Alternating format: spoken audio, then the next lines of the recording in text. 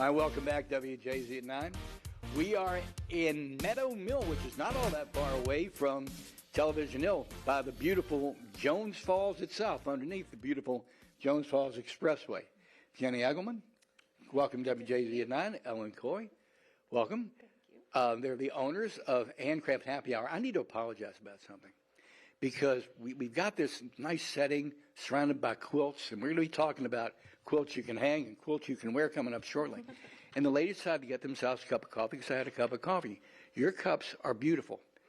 This Tervis is so old, it says Dunkin' Donuts. Dunkin' hasn't been called Dunkin' Donuts in forever. It's just simply Dunkin'. But I can't get rid of my...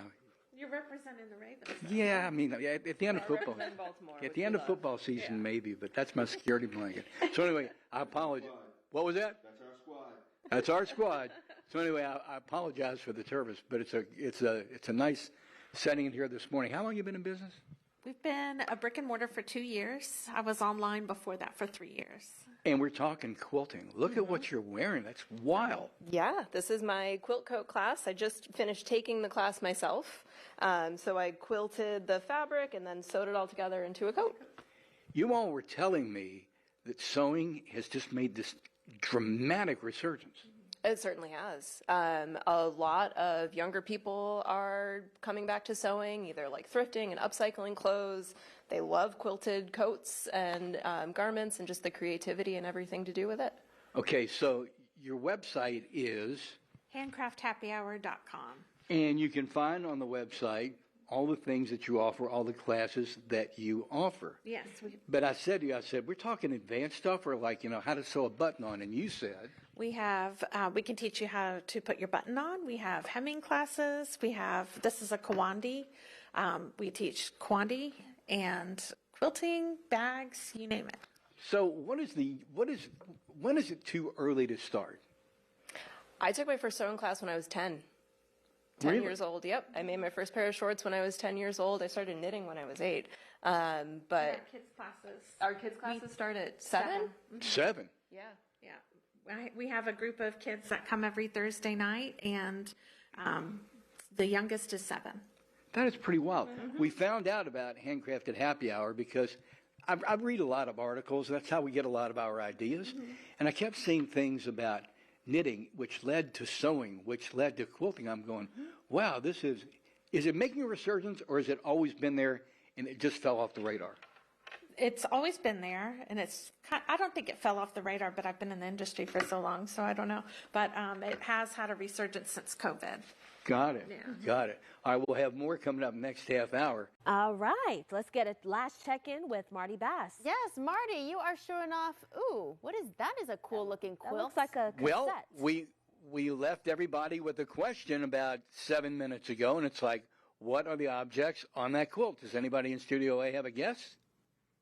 Cassette. A cassette. Jenny, tell them what it is.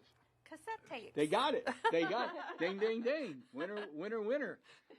Christmas dinner. You guys got in the studio. Cassette tapes. Cassette tapes. It's not your grandmother's normal quilt. No, cassette tapes. And this was actually designed by a somewhat local designer, Erin Grogan. She lives in Virginia. That's wild. Yeah. Ellen, you were telling me you think quilting is like woodworking. I do. I grew up, my dad and grandfather are both construction workers, and we're cutting down things. It's very geometric, and putting them back together into new shapes and creating new things. There's a lot of math, there's a lot of geometry, and but then we also get to add in color theory, which makes it even more fun. It's just a soft version of woodworking. Okay, I can understand that. Now, somebody may be watching and may be saying that's way above my skill level. What is your response to them? Everybody can learn how to quilt. This is our beginner quilt class that we have coming up in February, and we teach you very basic nine patches and turn dash block. Really easy. How hard is it? Okay, because let's say it's me. I can't even sew a button on. How long until I get to a point where I know I can do it? It's just... Yes. Katie, for example, how long would it take me to learn how to sew enough to do this? Oh, so this class is, we've broken it up into 8 2-hour sessions from the beginning. But I mean, to get this far, it would be like 3 of those sessions. Really? Yeah.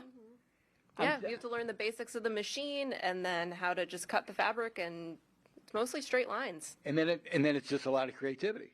Exactly. Well, it's like I was mentioning last half hour, but I do a lot of research for Where's Marty. Matt Wilson, K2 and I were always reading. And I started seeing all this knitting stuff, which immediately led to sewing and to quilting. And that's how we found you guys. Handcraft Happy Hour. We're in Woodbury, Hamden, right at the Woodbury light rail stop. Yeah, and the website is handcrafthappyhour.com. Thank you so much for hosting us. Thank you. You ready for Christmas? Almost. No, Get through today. that wasn't a vote of confidence there. All right, everyone, you all have a Merry Christmas, and I will see you tomorrow night working the late night shows on the 25th of December, 2025. Here's some rhythm in there. Back to you. All right, Marty. Thank you, so much. Marty. Happy holidays.